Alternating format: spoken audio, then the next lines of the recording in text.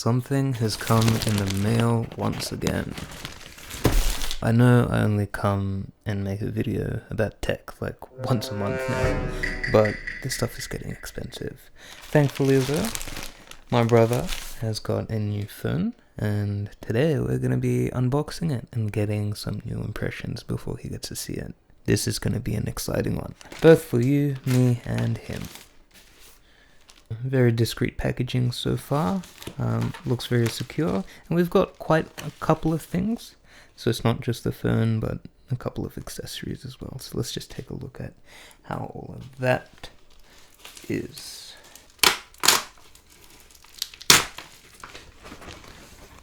So we've got one thing out of the box already, and that is the charger from Samsung. And it should be capable of somewhat fast charging, so we'll keep that there. And we've got the phone itself. Okay, so we'll quickly take a look at this. It's not too bad. It's just the clear case, no magnets because we don't have any magnetic chargers at home, and I doubt my brother's gonna go out and buy one himself. Now that is a very, very nice looking packaging. They've gone a lot more subtle since the last time I got a phone. My phone is also a Samsung, it's the Note 10 Plus, but it is almost 7 years old now, going on 8. But it is quite hefty. I can feel the weight of this phone, and it feels very premium in this packaging. So what we'll do now is we will try and unbox it. When it comes to this phone, I don't think there's much significant hardware changes compared to the S25 and the S24. Actually, there might be some downgrades when it comes to the anti-reflective coating, which honestly I was a huge fan of. The S25 made such a good job of making the phone usable in broad daylight, which for someone like me and my brother who travel, it does become noticeable and impactful on our day-to-day. This phone comes with the new privacy on display screen, where you're able to select particular features, particular sections of the phone, which you don't want to, show to anyone adjacent to you, and you're able to hide it while the rest of the screen becomes perfectly visible. So that is a cool feature we'll be having a look at.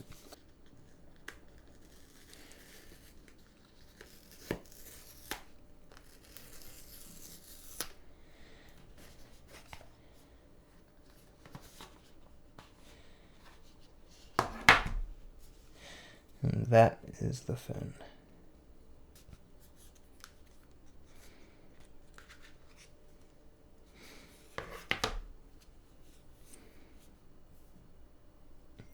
Feels pretty light actually. It feels lighter than what I'm used to. My Note 10 Plus is actually heavier than this. We can feel the aluminium frame, aluminum if you're American, but aluminium everywhere else. They've reverted back from that titanium, so I guess that does contribute to the lightness, but it's still fairly tough. And we've gone with the cobalt violet color, so quite a fancy pick there. Now we'll take a look at the screen itself.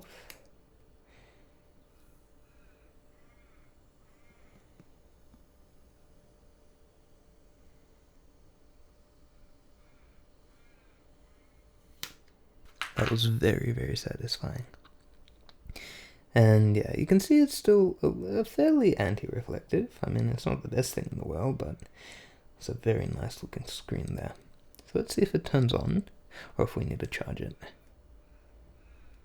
There we go. It does turn on. I'm trying to get the camera to focus. Wow, that's a very clean welcome screen. So let's start by setting this up. At the moment, it's not as bright. I'll just agree to everything here. But again, I'm very impressed with the design. I think they added a little bit of a camera island to it. Obviously not going to be as visible when you're using the case, as it should all flatten out. And yeah, it's not that thick. I mean, it's a little bit thick, And actually, while we are upgrading this, or downloading updates, let me compare this with my old phone. Okay, so on my left, we have my phone, which is the Note 10 Plus, and on the right, we have the new phone. And you can see that the Note 10 Plus actually marginally thinner. It does feel heftier, and I don't know if that's premium or not, but it does have that glass back, so very, very fingerprint prone, very reflective, so I guess it's a nice feature there. But what we'll do is we'll just see. Now size-wise, I think they're very similar to each other, though my one is obviously a little bit more square on its corners, whereas the new one, that is definitely much more pleasant to hold. So the buttons also have a nice feel to them. Don't think that's changed too much generation to generation, but it is something that matters, just having that haptic feel. Now I think another cool feature of this phone is they can actually get very, very dim. My previous phone, I think, gets as low as maybe 50 nits, maybe 60, which is still fairly bright in dark environments. Whereas I think these new phones should be capable of getting to 1 nit, as far as I'm aware. We're just going to uncheck a couple of the things that I don't think are that important for now. Bixby, I guess that is now fitted with Google Gemini, so not really gonna turn that off for now. I think everything else we can just turn off later in settings. Okay, so we're all set up. And there we go.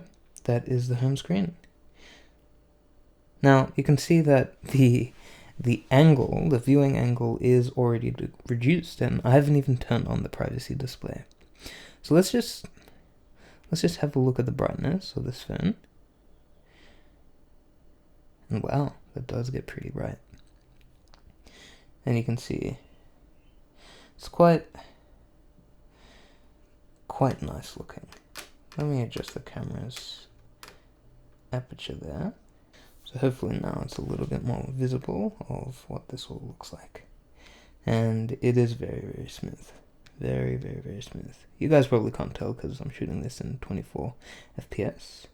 I thought I'd try and make this as bright as possible. And I do believe there's an extra brightness setting, which I might be able to toggle from settings. Display and not adaptive, extra. There we go. So now we've got extra brightness, and it should be very, very visible in broad daylight. So I think that's another plus. We're going to turn that down now, because that is annoying.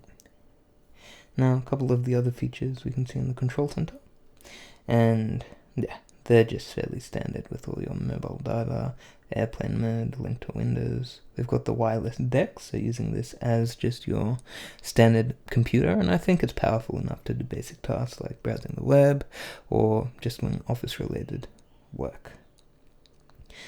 Now, I think the first thing I want to test is actually the new privacy display. We're going to turn that on. And suddenly, you can see there's a huge hit to the brightness. So I'm just going to turn it up. And even turning it up, it does look very usable indoors. And turning it to the side, you can see that it is significantly less visible. But I can still make out what's happening on the screen there.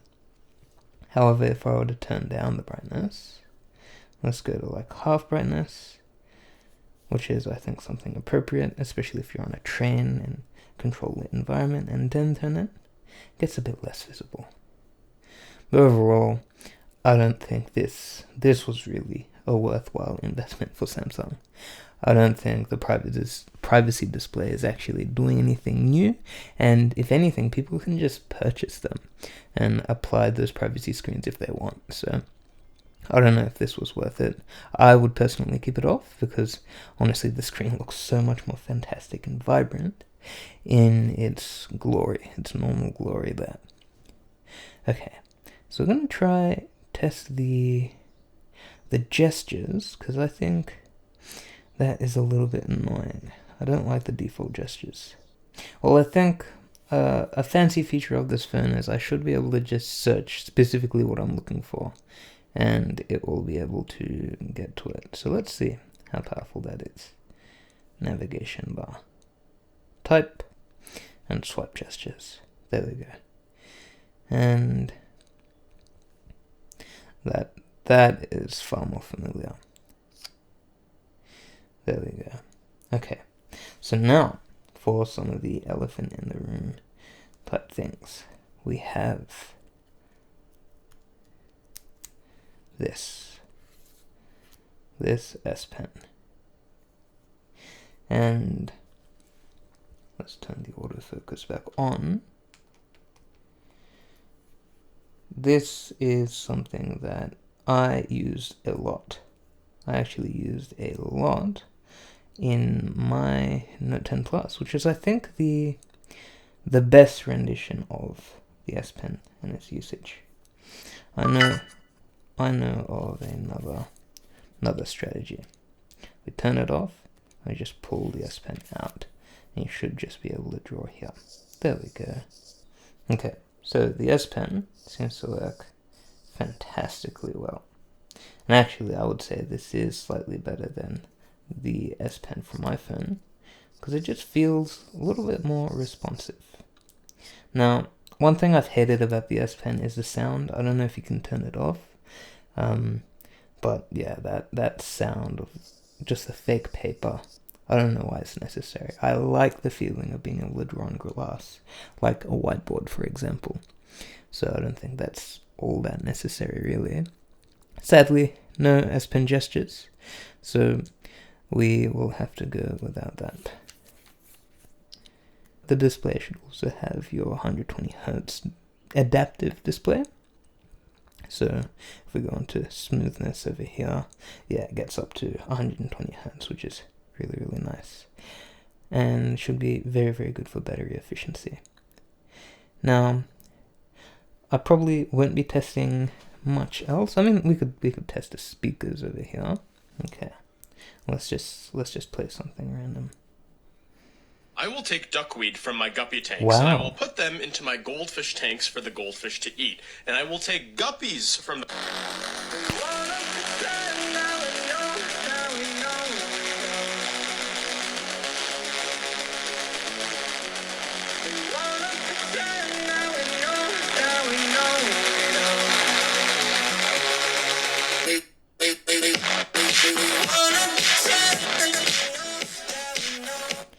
The sound is very bass heavy, but I'm surprised. It's very clear as well. I can make out a lot of the music there. I think that's something that wasn't talked about. The sound is actually very pleasant for me. Taking a look at the camera really quickly. We can see it's just new hardware at this point. I mean, it doesn't get better than this.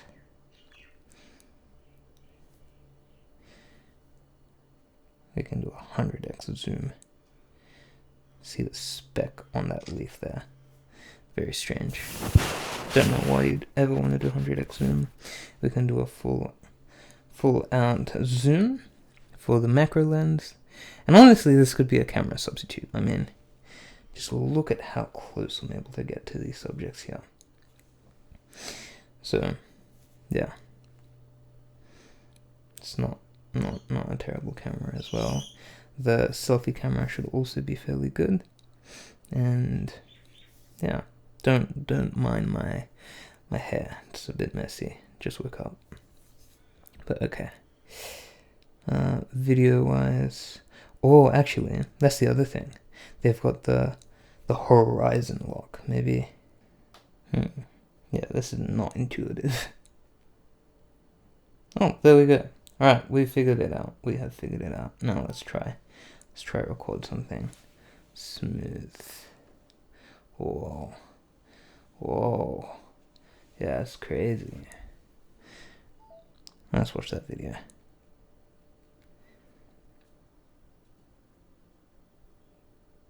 Okay, damn. It can shoot in a HDR. It has the option of going to 8K video. We can do 30 FPS 8K, 60 FPS 4K, and yeah, so you're definitely not missing out there. My first impressions of this phone is that it's fantastic. There isn't really much you can fault Samsung on because they're doing everything that they're supposed to be doing with this phone. It is their flagship level phone, has great efficiency, has the Snapdragon Gen 5 chip for Samsung, so the processing speed is unimaginable. Their implementation of AI is the best among all of the phones I've seen so far, and they've just honed that method and strategy on their cameras, their UI, so there's not really much you can complain about it. Of course, I'm also impressed that Samsung is finally going back to their roots and experimenting with new technology that other manufacturers haven't even thought of. I mean, the privacy display is something I only thought would be a physical manifestation in the form of a screen protector. But the fact that they've been able to put that technology into the Pixel itself makes me wonder what else they could be doing. I mean, sure, maybe this wasn't the best implementation of innovation, but I think if they're able to be as creative as they have been now, and keep doing this every generation going forward, the future looks really promising. Now, personally, I don't intend to be upgrading from my Note 10 Plus anytime soon. I think I'll give it another 2-3 years before I personally decide to upgrade, because the hardware changes just haven't been enough for me to justify moving forward. The phone that I have currently, I think, was one of the biggest steps Samsung's made, with the S Pen and the Bluetooth gestures. It had the AMOLED display, a 6.9-inch display, and the battery was amazing, and it still works fantastically with all of the different apps that I would need day to day.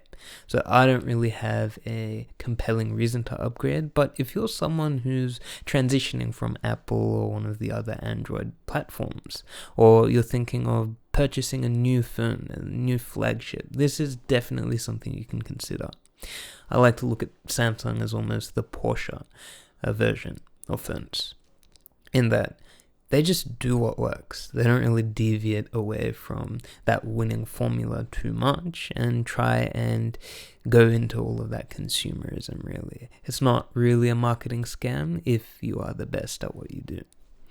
So take that for what you will. This is not a review. This is just my first impressions of the S26 lineup and their flagship Ultra. And honestly, the future looks bright. So if you enjoyed this review and unboxing, please do like, subscribe, share the video, let me know what else you'd like me to do. I really can't be doing unboxings like this that frequently, especially because they're quite expensive. So I might have to find some other things interesting to talk about. Hopefully you guys enjoy, and yeah, I will see you next time.